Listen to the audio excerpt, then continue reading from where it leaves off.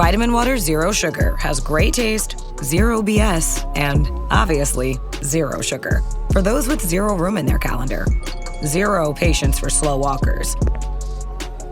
Those who get 0 hours of sleep on a Saturday night. Have zero filter, zero given, and zero interest in grabbing a plain, boring water. Grab a delicious Vitamin Water Zero Sugar today. Whatever the occasion, effortless elegance is right this way. Because Hilton brings you new ways to stay courtesy of the Nomad London. And it doesn't stop at award-winning dining in a space draped in velvet and illuminated by vintage chandeliers. No, this day goes beyond with unparalleled personalized service and attentive hospitality. Oh, and did we mention the Nomad London can be booked using your Hilton Honors points at Hilton.com? Hilton, for the stay. Elio's gone and hidden, and 28 years later, we're going on the last journey. I'm Van Connor. And I'm Adam Ball, and this is Off Screen, your 7-day guide to everything movies. Boom. Groovy. Hello and welcome back to Off Screen for another week. We've got loads of movies to get through. Again, today we're going to look at Hidden, we're going to look at Elio, we're going to look at 28 Years Later, which I'm so looking forward to.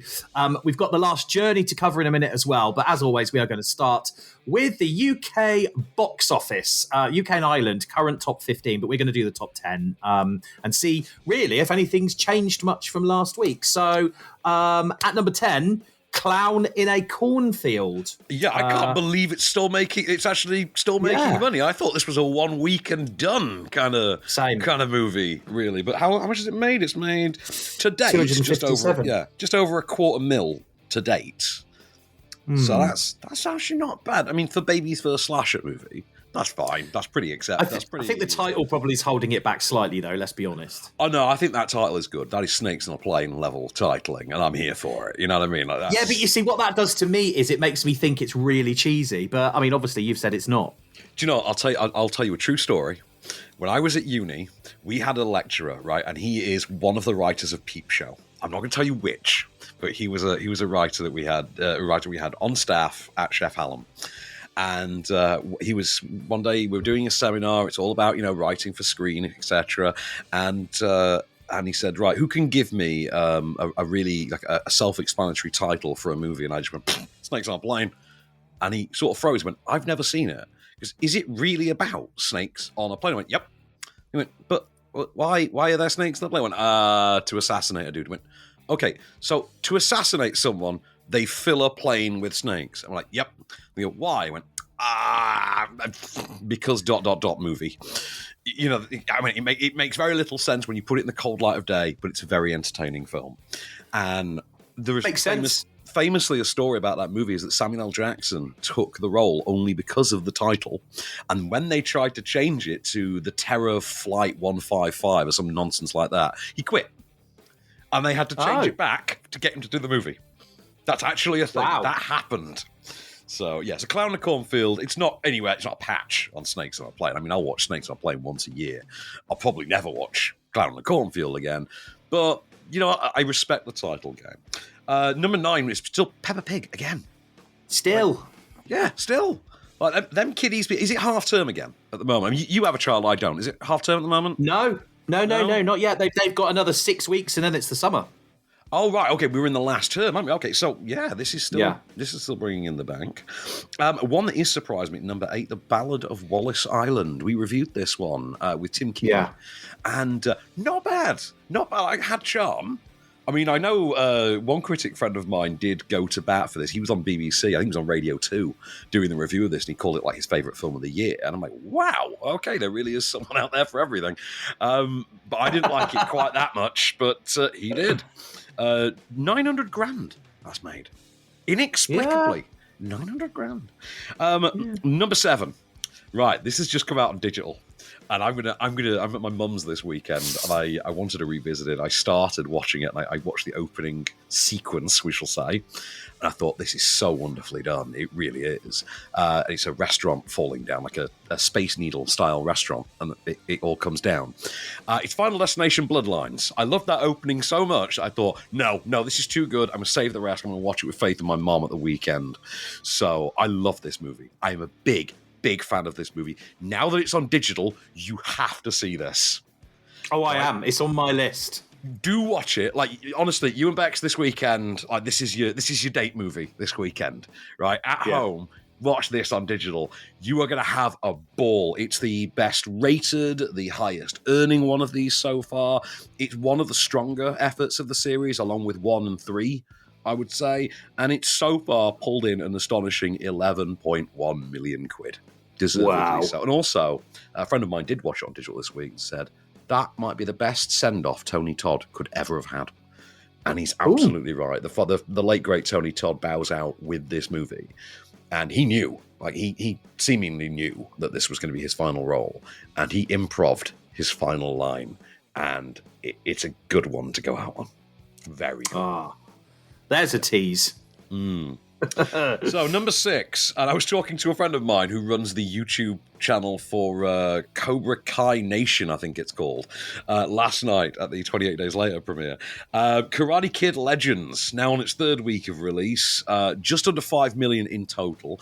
It's not being regarded as a huge hit, but it has made enough money to, be profitable, because it's quite a cheap movie, it's quite a small scale movie, but it's very effective, it's very punchy, it really tickles the nostalgia glands, it works for the new generation, it works as a Gen Z Karate Kid, it works as a sort of a Cobra Kai sequel if you're in that. I'm a very big fan of Karate Kid Legends. I'd really like to see it again.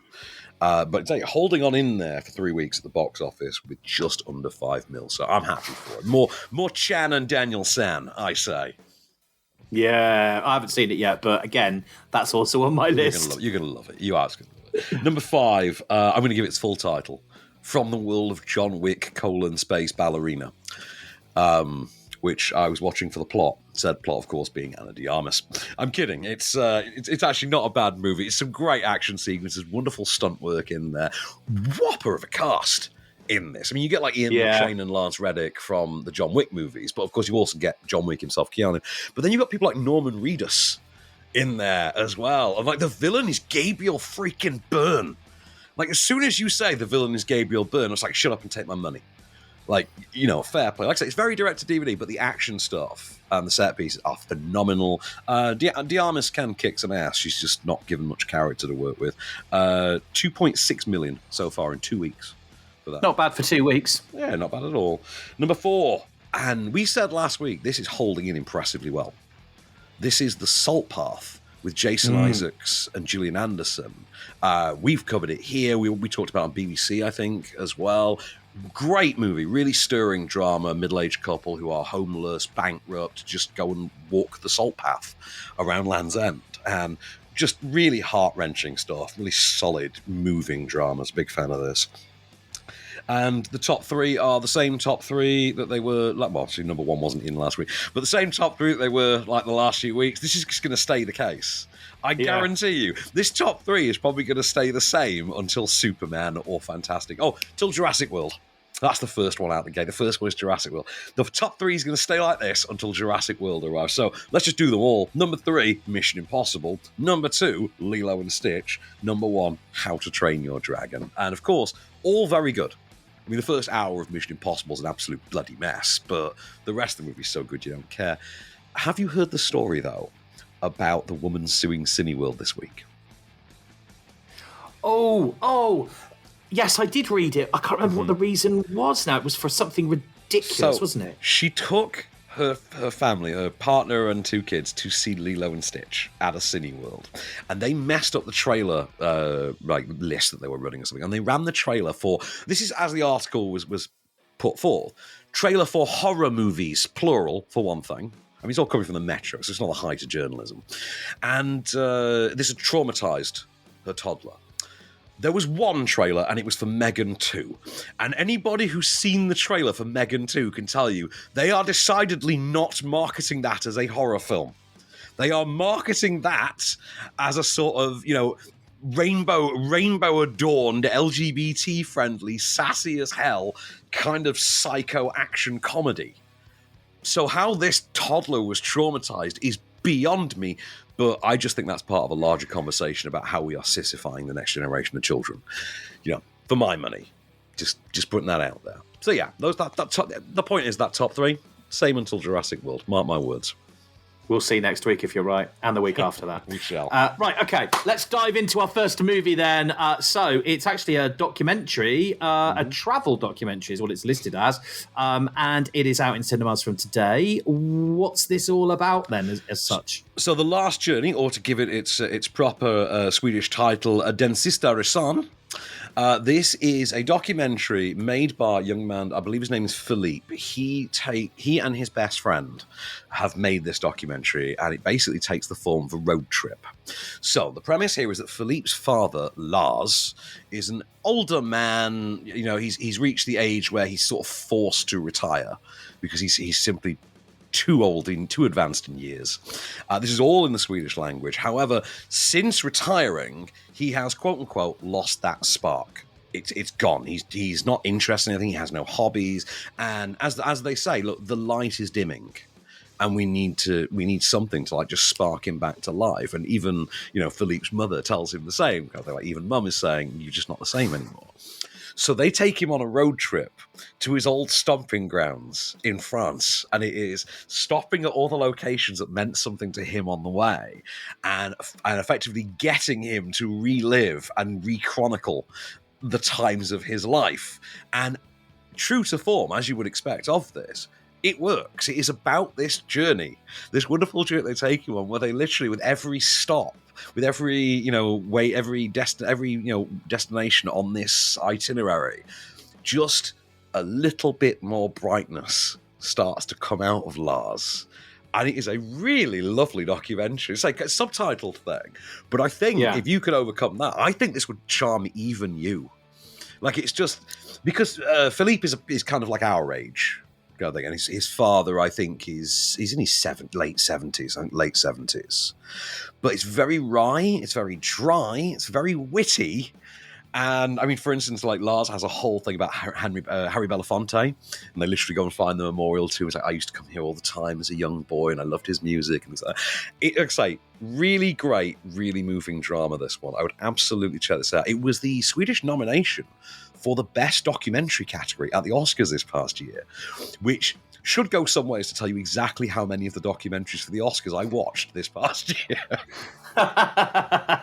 Yeah, no, I like the sound of this, actually. I do. And the trailer kind of draws you in a little bit. I'm loving the bright orange, I think it's a little Renault 5 car. I was going to ask, did you know what it is? It's because it's kind of weirdly iconic. It's such a memorable little bright, it's like a rust orange, like a bright orange, wonderful, 1950s, 1960s maybe, kind of ride. I would have said, 60s, maybe 70s. I mean, it's the colour that Citroen used to paint all their cars in the 60s and 70s as well. That whole sort of flower power kind of years. But it looks great. Yeah, it looks really good. So if you want to check out The Last Journey, it's in cinemas from today. Right, we're going to look at 28 years later next. We'll see what Van thought. Stay right where you are. Brace the rudders! Raise the sails! Raise the sails! Captain, an unidentified ship is approaching. Over. Roger. Wait, is that an enterprise sales solution? Reach sales professionals, not professional sailors. With LinkedIn ads, you can target the right people by industry, job title, and more. We'll even give you a $100 credit on your next campaign. Get started today at linkedin.com/results. Terms and conditions apply. Are your business expenses playing hide and seek? With Uber for Business, the small spends that slip through the cracks, like rides and meals, go right where you need them. Because it integrates with leading expense platforms, you can say goodbye to surprise costs, missing dollars, or chasing receipts. Everything's track downable. Uber for Business. Make small steps that make a big impact. Learn more at uber.com/small steps.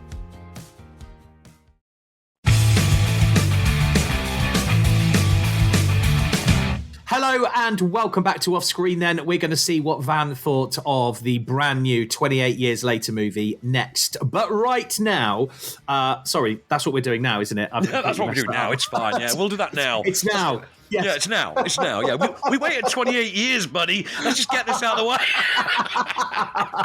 It's not actually. Yeah, I think it's actually 23 years since 28 Days Later. Oh, is it? They didn't want to wait the extra. Well, yeah. I mean, because the weird thing is, we got 28 Days Later in 2002. 2007, we got 28 Weeks Later.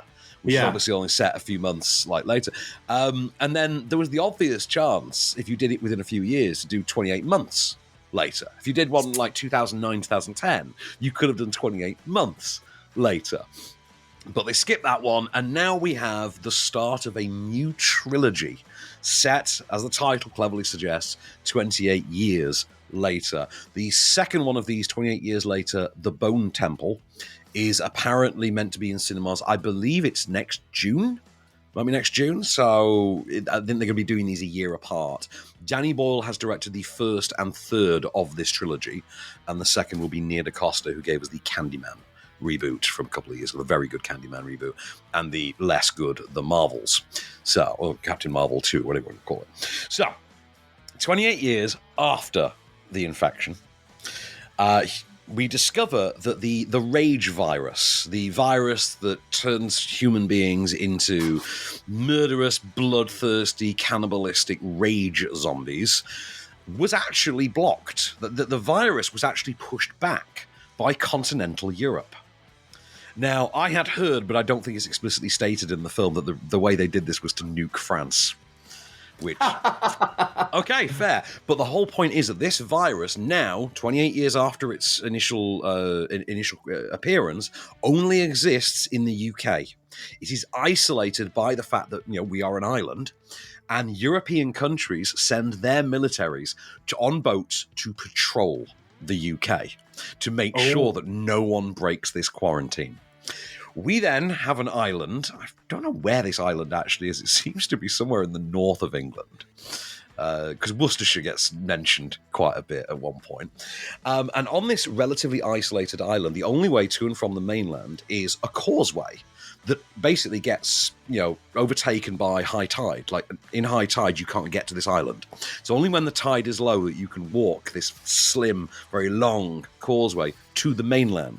And what this community have done for the 28 years since the infection, they have set themselves up, they have fortified the causeway, they've walled off the island, they keep an eye on the causeway at all times, and whenever the tide is low, they send scavenger parties over to the mainland. It becomes like a rite of passage thing for the young children of the group. Like, you make it to about 14, you get taken out for the first time and taught to kill zombies and scavenge for food, supplies, clothing, batteries, anything like that, anything and everything. Like, if you need cutlery, you have to go and scavenge for it on the mainland. And into this mix, we have a father, his wife, and his son. So, the father is Aaron Taylor-Johnson. The unknown actor that's going to be James Bond. You know him? That unknown. Yeah. That unknown. Such an unknown, he has a freaking Marvel action figure. Yeah, that unknown. Dumbest story of it. And also, he will never be James Bond. That is never going to happen. They usually like people who can act. Anyway, that aside, he actually is pretty good in this. He has a young son named Spike, who is 12 years old. And his wife is struggling with some undisclosed medical condition that we don't quite know, that's sending her delirious. She's bedridden. She's manic. She's all over. She's played by Jodie Comer from Killing Eve and Free Guy. Yes. Right. Father and son go scavenging one day. It's son's first time.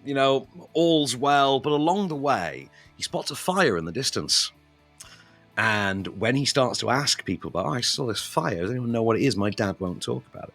He discovers that that's a doctor that they had encountered years earlier. A doctor played by none other than Ralph Fiennes, by the way. And of course, doctors are not a thing that we have in abundance in the 28 Days Later universe, because most of them died treating the infected.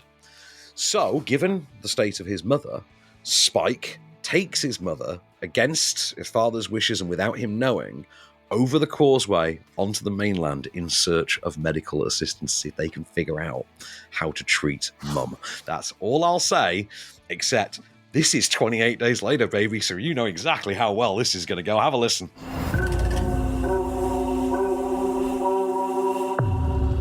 So many dead. Infected and non-infected alike.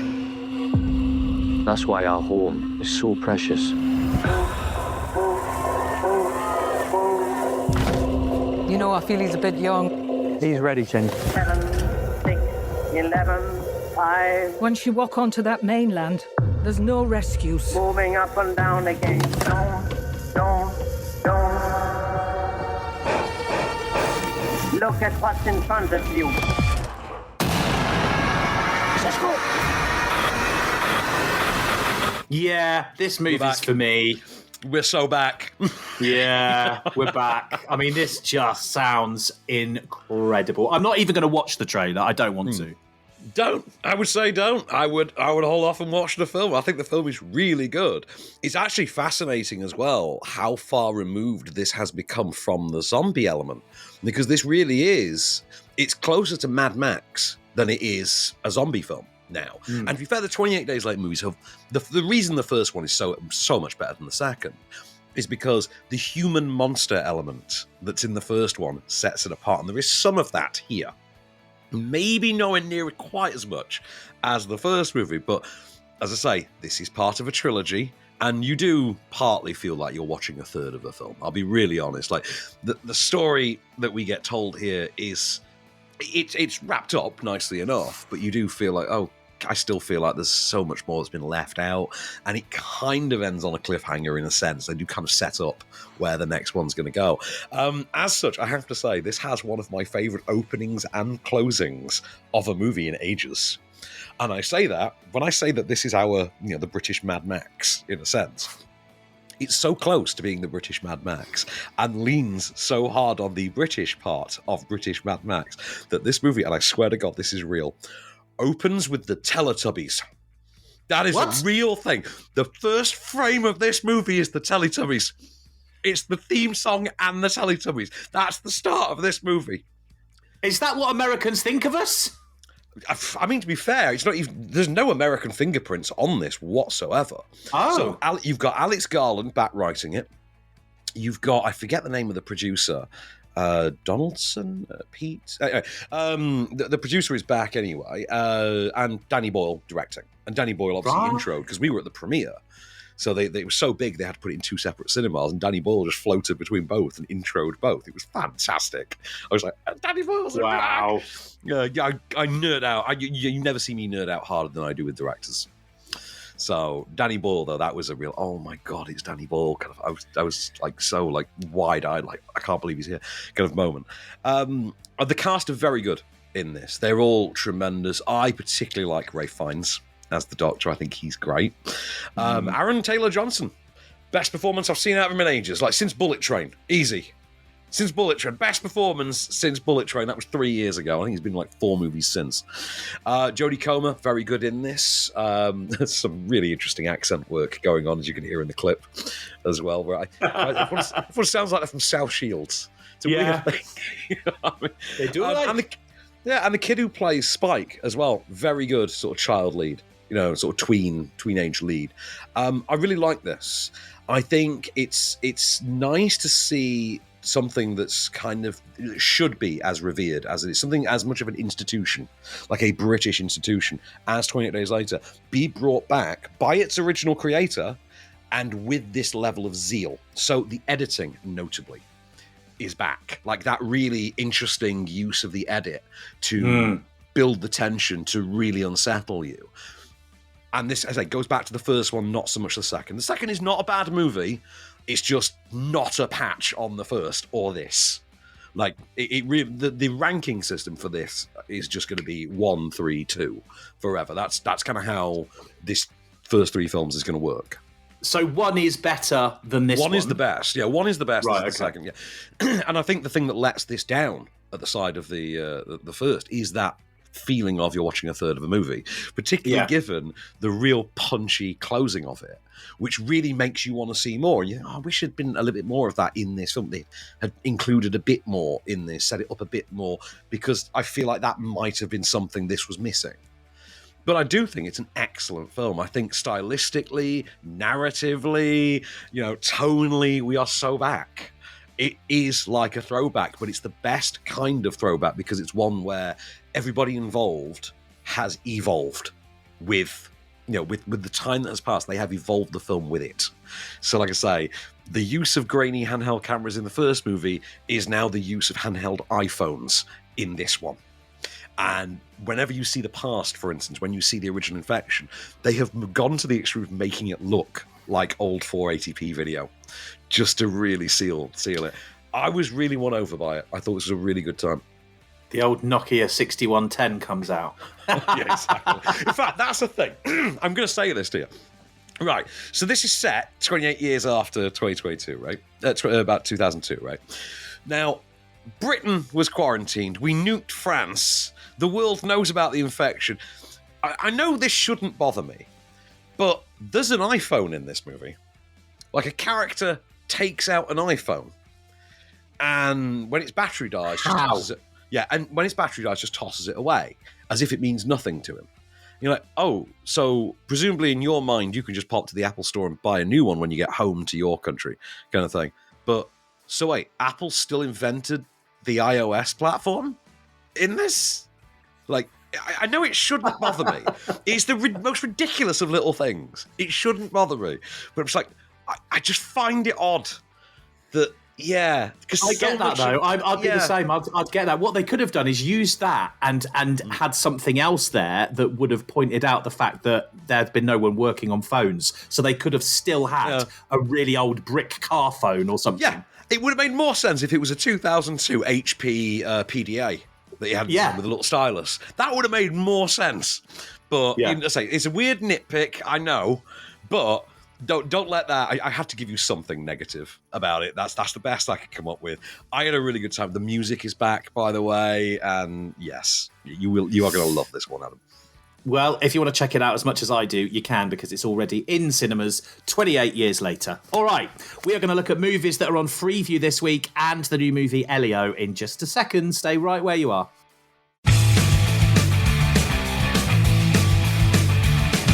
Hello and welcome back to Off Screen then. In a moment, we are going to see what Van thought of Hidden and Elio next. But as promised, we're going to look at movies on Freeview this week. So these are the movies that you can watch for free from the comfort of your own home, whatever you're up to. So tonight, Friday, on 4, 11:05, never seen this, Team America, World Police. What? You've never seen Team America, World Police? Nope. I don't want to tell you anything about it now. I just want you to watch it because I think it will absolutely blow your mind that somebody actually made this. Okay, here's the story. Back in the early 2000s, at the height of South Park's fame, Matt Stone and Trey Parker went through a phase in which they would drop acid a lot whilst watching Thunderbirds on PBS. They then decided, again, whilst on acid, to try and buy the rights to Thunderbirds so they could make it into a movie as a comedy. They were turned down for this because Thunderbirds at that point was being made into the awful live-action movie that Jonathan Frakes made. And they pulled my favourite card ever. They said, fine, we'll make our own Thunderbirds with blackjack and hookers. And they made Team America World Police and used it as a parody of the War on Terror and Michael Bay movies. It is incredible. They literally used the marionette puppets. It had so much controversy around it, specifically for racial politics. I mean, it was all satirical, so it kind of works very well. And most notably, a puppet-on-puppet sex scene, which I believe lasts for something like 6 minutes, features every position you could possibly imagine. No strings attached. Well, no, that's the whole thing. There are strings attached, and they literally get tangled. And features the depiction of certain acts that you would never in a billion years do in live action. I am not kidding. I'll just send you the YouTube clip when we're done. You won't believe this exists. It also is a musical and has some of the greatest songs. Bear in mind, these guys wrote the Book of Mormon. So, yeah. Of course. Team America. Well, I want to see it now. Yeah. 11:05 tonight. You can, sir. So I highly recommend I'm recording that bad boy. Do. You'll love it. Yeah. Don't watch it around your son, whatever you do. No, I know. I've gathered that much. Tomorrow, ITV2, 6:30. This is the sort of family movie you do want on a Saturday, isn't it? Jurassic World. The following night, by the way, Jurassic World Fallen Kingdom, the sequel to this, is on as well. And of course, we are, I think, presently about 2 weeks away from the release of Jurassic World Rebirth, the sort of new trilogy launcher starring Scarlett Johansson and Mahershala Ali, which I'm seeing next week. I'm really looking forward to it. I've got F1 and Jurassic World 2 nights on the trot, so that's going to be a good week. And of course, F1 was filmed not far from you at Silverstone. Exactly. Now, interesting thing about Jurassic World as well. Jurassic World was the first movie ever reviewed on off-screen.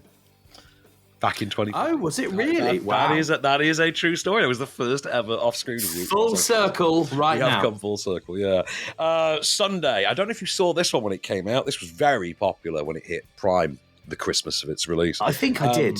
10:30 BBC One Sunday night. Saltburn by Emerald Fennell, starring none other than Barry Keoghan and Jacob Elordi. Love this movie. Think talented Mr. Ripley, but for the naughties, if you will, for naughty students. You know what I mean? Like perfect. Yes. Barry Keoghan is amazing in this. You'll never look at a plug hole the same way again. And I'll be really honest. I've never been to a funeral without since this movie and not had one specific amusing thought. Which anyone who's seen the movie knows exactly what I'm referring to. And no, so we were talking about Danny Boyle. And specifically my love of Danny Boyle. His first big movie is on Monday night, 10 to 11 on Channel 4. It's Trainspotting. Followed the following night, by the way, by the sequel. Number 2 is the following night as well. Great. Yeah, I know you well enough to imagine you definitely owned a copy of the Trainspotting soundtrack, didn't you? Did you have the poster? Oh, God, yeah. Did you have the poster? Soundtrack, everything. DVD. Right. The Trainspotting movie poster is the British equivalent to the Scarface poster. Yeah, I agree. You know how in America, right, every gangster rapper has the Scarface poster on the wall? In the UK, every bloody student has the Trainspotting poster. That's true. how it works. That's how it works. Yeah. And it's the one with the quote on the background. Yeah, everyone has it. Yep. Lots of orange. Yep. Tuesday, ITV4, 9 o'clock. The first Creed is on. I'm a very big fan of this series in general. I think the first, which again, nominated for Best Supporting Actor for Sylvester Stallone. He got an Oscar nomination for acting for this. He's very good in it. And he's kind of worth the movie. But Michael B. Jordan's tremendous in it as well. I believe Tony Bellew is the... Bellew? Is the, what? How do you say it? Bellew? I'm not sure. I know that Faith fancies him. That's all I know. You mean the boxer, yeah? The boxer, yeah. Yeah, Tony Bellew. He's the villain in this one. I don't know how to say his name. I only know because Faith has a big thing about it. Him and Freddie Flintoff, weirdly. But Wednesday, we were just talking about this one. Bullet Train, 9 o'clock on Film 4. Good Times with Weapons is the best way to call this one. Aaron Taylor-Johnson, Brad Pitt, Sandra Bullock, Chan Tay-Tay. Murderous row of people in this. Really good fun. And to end the week in style for you, I know we all love a good sob on a Thursday night. Get the tissues out. Yeah, 9 o'clock next Thursday on Film 4. It's The Green Mile. And you know what? It never gets old, this movie, does it? I love this film. No. He's really and I cry no matter how many times I watch it as well. Does Mr. Jingles make you cry out of interest when Mr. Jingles is killed? Yeah, yes. Yeah, because that broke me, and I thought that can't be everyone, that has to be just me. But yeah, I was interested by that. No, it's me as well. It's a lovely film, but a sad film at the same time, isn't it? It's indeed. Quite a bit of both. All right, well, that's your movies you can watch for free this week on Freeview. Let's dive straight into our next new movie that is out in cinemas from today. It's Elio, which is, of course, a Disney animated... is it is it Aliens? I can't remember what I've seen. So it is. It's not just Disney, it's Disney Pixar. Ooh. So that is an important distinction because there is... there are light years, pun intended, of difference between... Actually works as a double pun. Wow, because Buzz Lightyear. Yes, there are light years of difference between a Disney animated movie and a Pixar animated movie. So, Elio Solis, I believe his name is. He is a young boy with a sort of overactive imagination. He is orphaned at a very young age and sent to live with his aunt, who is in the Air Force, sort of space watch program in the Air Force, and she has aspirations of being an astronaut, but when she takes Elio in, she kind of has to give this up. And she gives up that dream, and she just goes back to staring at the computer screen all day, watching for signals from space, as you do. He, however... really wants aliens to be real, and to abduct him. Because, of course, he's lonely. So he wants to believe, wait for it, we are not alone. And then one day, wouldn't you know, aliens actually abduct him, take him to their intergalactic space federation, assume that he is the leader of Earth, and entrust him with negotiating a fragile peace agreement with a supposedly hostile race of aliens with whom he finds a new best friend in the hostile alien leader's sort of rejected black sheep of the family's son. And it's effectively this buddy movie between an orphan and a sort of, unwanted, nerdy son of a jock type, but in outer space. Have a listen. This is Elio.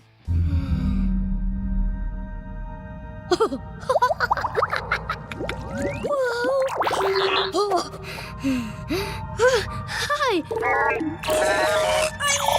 I knew aliens are looking for me! You saved my life! I promise I'll put my weight on this, spaceship? Is this a spaceship? Anyway, where should we start? Probe samples? I've got plenty!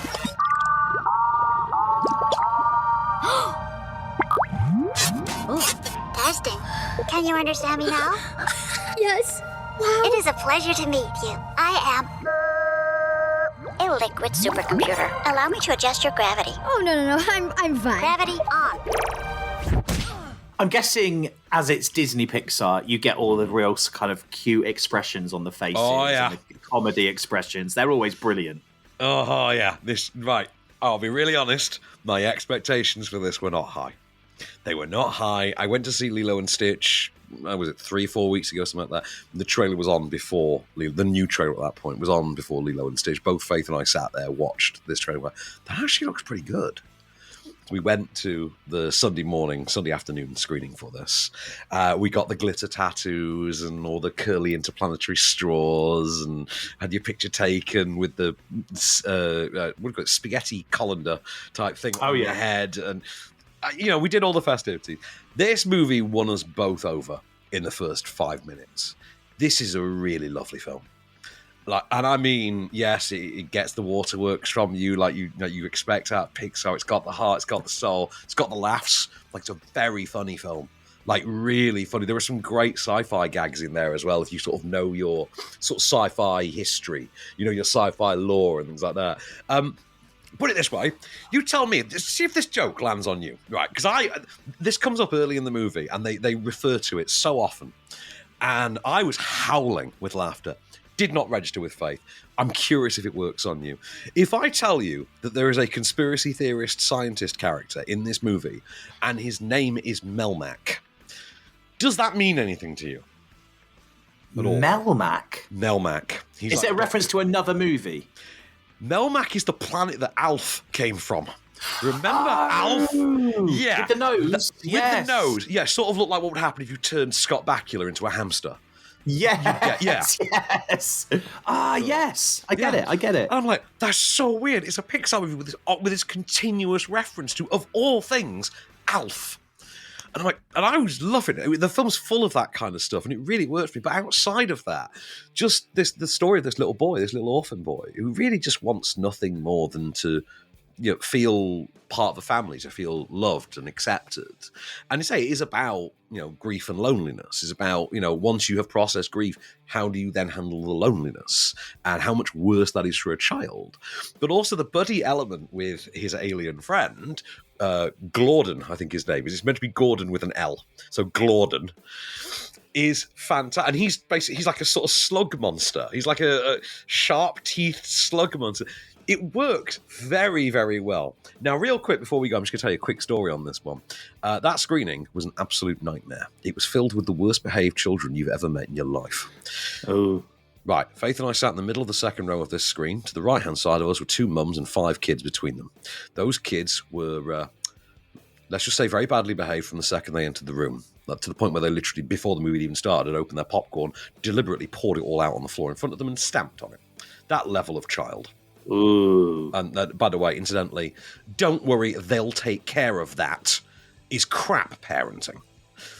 That was on the right-hand side of us. On the left-hand side of us was Cat Neely.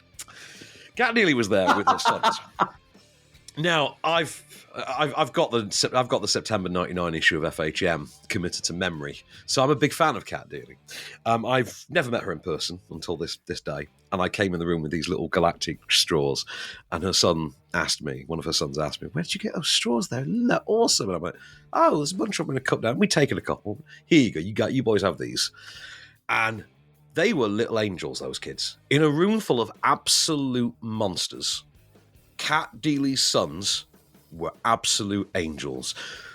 Compliment I never thought I would ever have to give Kat Deely. Mum of the Year in my book, right there. Those kids even thanked us after the movie. They were so polite. They were such lovely little kids. Every other kid in that room, absolute monster, and you parents should be ashamed of yourselves. Kat Deely, though, you take a bow, love. You earned it. You take a bow, darling. Big fan. I was a fan before, bigger fan now. Good for her, and it's nice. It is nice to credit, I think, well-behaved kids, because it doesn't happen these days very often, does it? So exactly. Lovely. All right. Well, if you want to go and check out Elio, I can't guarantee Kat Deely will be there, but you can go and see it. It's in cinemas from today. Final movie of the week, Hidden. We'll see what Van thought next.